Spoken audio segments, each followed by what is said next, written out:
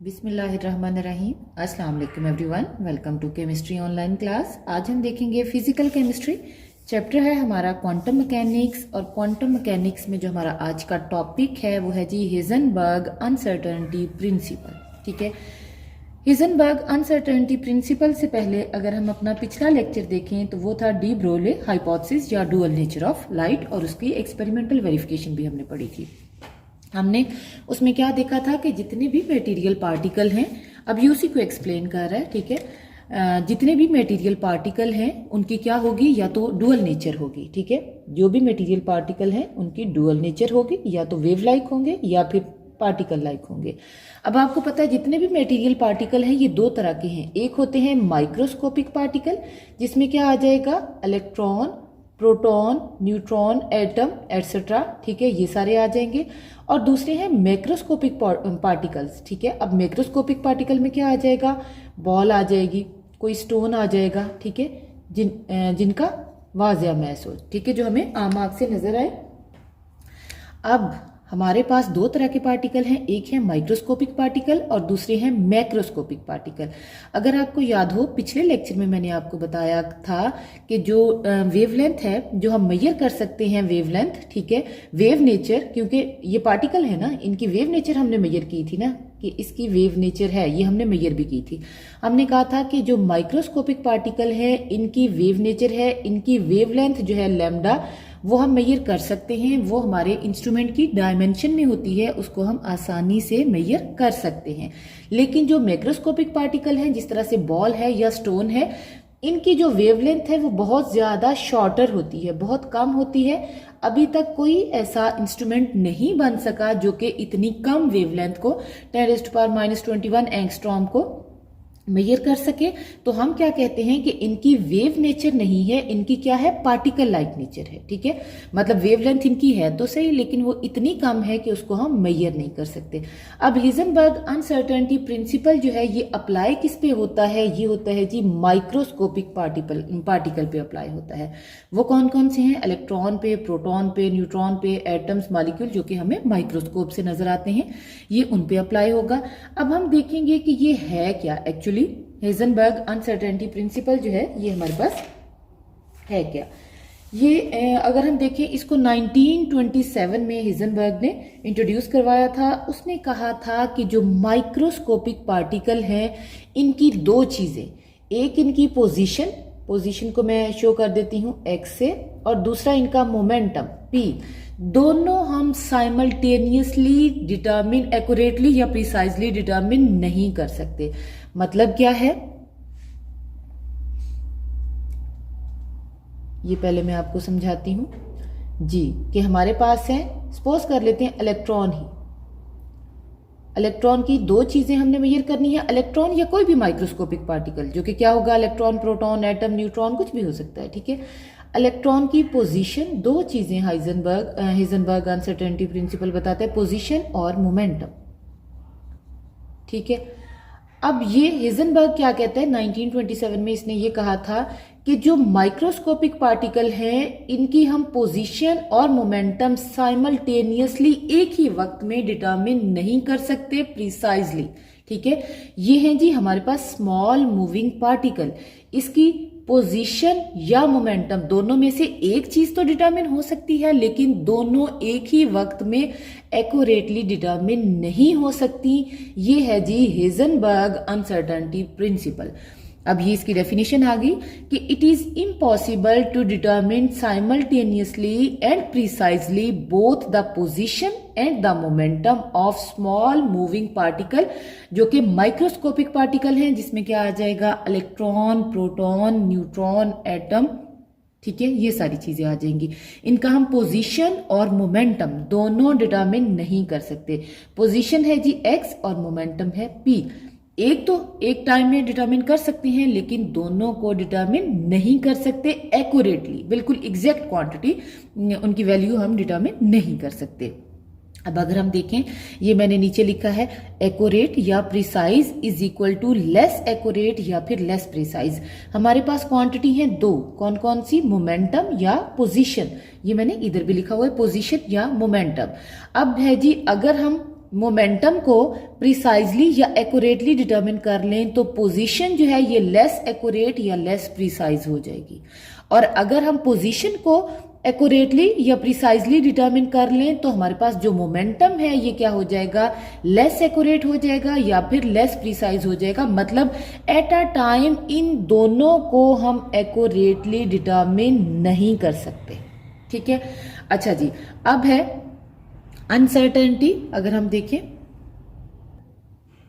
जी, हम सपोज करते हैं कि अनसर्टेनिटी इन मोमेंटम, मोमेंटम क्या था P, अनसर्टेनिटी डेल P हमने कर दिया। ठीक है, और जो अनसर्टेनिटी है किसके अंदर, पोजीशन के अंदर, वो क्या है, डेल X है। ठीक है, अब हमारे पास हिजनबर्ग की जो इक्वेशन बनती है वो क्या है, del X multiply del P, ये दोनों एक दूसरे के साथ मल्टीप्लाई होंगे, इज इक्वल टू या ग्रेटर देन H/4 के। ठीक है, या del X multiply del mv। अब mv किसकी जगह लिखा है, मोमेंटम की जगह, क्योंकि आपको पता है मोमेंटम किसके इक्वल होता है, p किसके इक्वल होता है, mv के। ठीक है, साथ में डेल डाल दिया, अनसर्टेनिटी को शो कर रहा है, इज इक्वल टू या ग्रेटर देन H/4। ये हमारे पास इक्वेशन आ गई। अच्छा जी, अब ये मैंने एक और इक्वेशन लिखी है जी। अब अगर हम देखें del X into del P is equal to या ग्रेटर देन H/4। अब आपको पता है ये दोनों क्वांटिटीज इधर हो रही है मल्टीप्लाई, तो अगर एक क्वांटिटी को इधर लाएं तो ये क्या हो जाएगी, डिवाइडेड हो जाएगी। तो del x is equal to या greater than H/del P into 4 इसका मतलब क्या है कि अगर हम इस क्वांटिटी को सर्टेनिटी के साथ डिटरमिन करते हैं तो ये अनसर्टेन हो जाएगा, और अगर हम इस क्वांटिटी को सर्टेनिटी के साथ डिटरमिन करते हैं तो ये अनसर्टेन हो जाएगा, क्योंकि दोनों का क्या है, इनवर्स रिलेशनशिप है। दोनों इनवर्स है किसके अकॉर्डिंग, सर्टेनिटी के अकॉर्डिंग। ठीक है, या एक्यूरेट पोजीशन के अकॉर्डिंग और मोमेंटम के अकॉर्डिंग जी। अब हमारे पास दो ही क्वांटिटी हैं, एक है जी पोजीशन और दूसरी है मोमेंटम। अब हमने देखना है कि किस तरह से हम कौन सी वेवलेंथ यूज करें तो हमारे पास इलेक्ट्रॉन की पोजीशन डिटरमिन होगी, कौन सी वेवलेंथ यूज करेंगे तो इलेक्ट्रॉन का मोमेंटम डिटरमिन होगा, क्योंकि हमने यही दोनों क्वांटिटीज डिटरमिन करनी है। सबसे पहले देखेंगे पोजीशन ऑफ इलेक्ट्रॉन। ठीक है, पोजीशन ऑफ इलेक्ट्रॉन के लिए अब आपको पता है हमने यूज तो फोटॉन ही करनी है। ठीक है, अब फोटॉन की कौन सी वेवलेंथ हमने यूज करनी है, हमने यूज करना है फोटॉन शॉर्टर वेवलेंथ का। ठीक है, इलेक्ट्रोमैग्नेटिक रेडिएशन ही यूज करेंगे। कौन सी वेवलेंथ की, शॉर्टर वेवलेंथ की। अब शॉर्टर वेवलेंथ की रेडिएशन कौन सी है, एक्स रेज हैं, गैमा रेज हैं, इनको हम यूज करेंगे।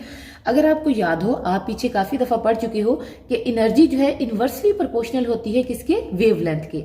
इसका मतलब क्या हुआ कि एनर्जी किसकी इनवर्सली प्रोपोर्शनल है, वेवलेंथ के। अब लैम्डा अगर शॉर्टर है, ये वेवलेंथ अगर शॉर्टर है तो एनर्जी क्या होगी, हाई होगी। ठीक है, इसका मतलब क्या हुआ कि अगर हम शॉर्टर वेवलेंथ यूज कर रहे हैं तो हमारे पास जो फोटॉन है उसकी एनर्जी क्या है, हाई है। इस फोटॉन की एनर्जी क्या है, हाई है। अच्छा जी, अब जब हम इस हाई एनर्जी के फोटॉन को किसी भी इलेक्ट्रॉन की पोजीशन को डिटरमिन करने के लिए थ्रो करते हैं तो ये क्या करेगा, उस इलेक्ट्रॉन के साथ टकराएगा। ठीक है, टकरा के उसकी पोजीशन को बता देगा, पोजीशन सर्टन हो जाएगी। अब पोजीशन की जो अनसर्टेनिटी थी वो 0 हो गई। ठीक है, लेकिन उसी टाइम सपोज कर लेते हैं ये हमारे पास था न्यूक्लियस और ये है इलेक्ट्रॉन यहाँ पे। अब हमने ये डाला इसके ऊपर फोटॉन। ठीक है, कौन सी एनर्जी का, हाई एनर्जी का। एक मिनट जी, ये हमारे पास है इलेक्ट्रॉन। इस इलेक्ट्रॉन की पोजीशन हम डिटरमिन करना चाह रहे हैं। हमने क्या डाला, ऊपर से हाई एनर्जी का, एनर्जी हाई का फोटॉन मतलब एक्स रेज डाली।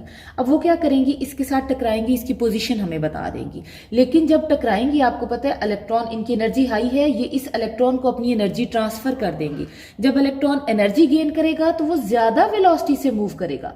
ठीक है, वो इस सर्कल के अंदर ज्यादा वेलोसिटी से मूव करेगा, मतलब उसकी वेलोसिटी इंक्रीज हो जाएगी। ठीक है, अब ये मैंने लिखा हुआ है कि एनर्जी, जब एनर्जी वाला फोटॉन टकराएगा हाई एनर्जी वाला तो वो क्या करेगा, इलेक्ट्रॉन की वेलोसिटी को इंक्रीज कर देगा। इलेक्ट्रॉन की वेलोसिटी इंक्रीज होगी तो आपको पता है वेलोसिटी किस में आती है, मोमेंटम में। P is equal to mv।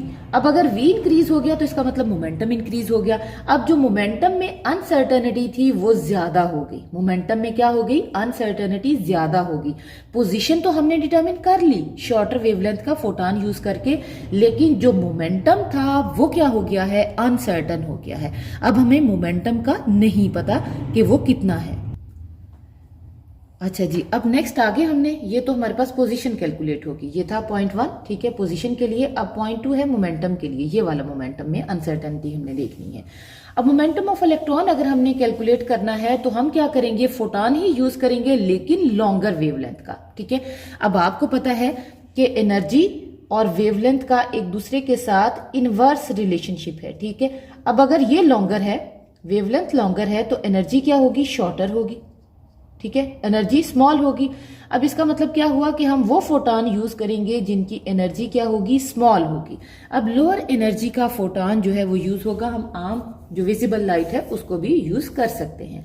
अब जब उसको यूज करेंगे तो हमें मोमेंटम का पता चल जाएगा, मोमेंटम होगा अनसर्टेन, लेकिन एनर्जी कम है, इसका मतलब मोमेंटम तो पता चल गया, मोमेंटम में अनसर्टेनिटी खत्म हो गई, मोमेंटम हमें एक्यूरेटली मिल गया, लेकिन पोजीशन का नहीं पता चलेगा क्योंकि उसकी इतनी एनर्जी नहीं होगी कि वो हमें पोजीशन के बारे में बता सके। इसका मतलब क्या हुआ कि पोजीशन डेल एक्स क्या हो जाएगी, ये अनसर्टन हो जाएगा, ठीक है। मोमेंटम सर्टन हो गया लेकिन जो पोजीशन थी वो क्या हो गई, अनसर्टन होगी। अब इन दोनों एक्सपेरिमेंट से हमें ये पता चला कि अगर हम एक चीज को डिटरमिन कर लें तो दूसरी अनसर्टन हो जाती है, और वो दो चीजें कौन सी हैं, मोमेंटम, पोजीशन और मोमेंटम। और अगर पहले वाली को एक्यूरेटली डिटरमिन कर लें तो दूसरी क्या हो जाएगी, अनसर्टन हो जाएगी, ठीक है। अब ये जो है ये हमारे एक्सपेरिमेंटल इंस्ट्रूमेंट की कोई शॉर्टकमिंग नहीं है, ये नहीं है कि उस एक्सपेरिमेंटल इंस्ट्रूमेंट के अंदर कोई खराबी थी या कुछ था कि जो इसको मेजर नहीं कर सकता, बल्कि ये उस एलिमेंट की या उस इलेक्ट्रॉन की या इन पार्टिकल की अपने अंदर इनहेरिटेड प्रॉपर्टी है, ठीक है। ये इनहेरिटेड प्रॉपर्टी है इनके अंदर, ये इसी तरह से चलेगी, और इनमें से एक चीज को तो हम फाइंड आउट कर सकते हैं, दोनों को एग्जैक्टली फाइंड आउट नहीं कर सकते जी। अब ये अप्लाई किस पे होगा, ये माइक्रोस्कोपिक पार्टिकल पे अप्लाई होगा, मैक्रोस्कोपिक पार्टिकल जिसमें बॉल या स्टोन आ जाता है, या हम लोग हैं जो भी मूविंग पार्टिकल हैं, ऑब्जेक्ट हैं लार्ज साइज के जो हमें नजर आ रहे हैं, जिनकी वेव नेचर हम कैलकुलेट नहीं कर सकते, उन पे ये अप्लाई नहीं होता जी। अब ये जो हिजनबर्ग अनसर्टेनिटी प्रिंसिपल था, इसका आउटकम क्या निकला, इससे हमने बोहर का एक पास्टुलेट, अगर आपको याद हो बोहर के मॉडल में, तो वो पढ़ा था कि उस पास्टुलेट में क्या था कि electrons are revolving in some definite orbit, ठीक है, और उनकी एनर्जी भी डेफिनेट होगी, उनकी वेलोसिटी भी डेफिनेट होगी। अब वो वाला जो था पास्टुलेट वो गलत है, क्योंकि इलेक्ट्रॉन, ये न्यूक्लियस है, बोहर के अकॉर्डिंग इलेक्ट्रॉन इस तरह से एक डेफिनेट ऑर्बिट के जो था ऑर्बिट उसके अंदर रिवॉल्व कर रहे हैं, ये बोहर के अकॉर्डिंग था। लेकिन इस अनसर्टेनिटी प्रिंसिपल के अकॉर्डिंग, हिजनबर्ग के, हम कहते हैं कि ये न्यूक्लियस है, अब इलेक्ट्रॉन यहाँ पे पाए जाने के एक खास रीजन है जिसमें इलेक्ट्रॉन के पाए जाने के चांसेस हैं, ठीक है, ये रीजन है जिसमें इलेक्ट्रॉन के पाए जाने के चांसेस हैं। हम शार्पली डिफाइंड बाउंड्री नहीं कह सकते, यहां से ही ऑर्बिटल का कॉन्सेप्ट आया था, ये था ऑर्बिट जो बोहर ने यूज किया था, वो क्या था, ऑर्बिट। यहां से क्या आया नेक्स्ट, ऑर्बिटल का कॉन्सेप्ट, कि यहाँ पे इलेक्ट्रॉन जो है एक खास रीजन है स्पेस के अंदर, न्यूक्लियस के अंदर एक खास डिस्टेंस है जहां तक के इलेक्ट्रॉन के पाए जाने के चांसेस क्या हैं, मैक्सिमम है, ठीक है। तो ये था जी इसकी शॉर्टकमिंग, ठीक है जी। इसी के साथ हमारा आज का लेक्चर खत्म हुआ। अगर आपको लेक्चर अच्छा लगा हो तो इसे लाइक जरूर कीजिएगा।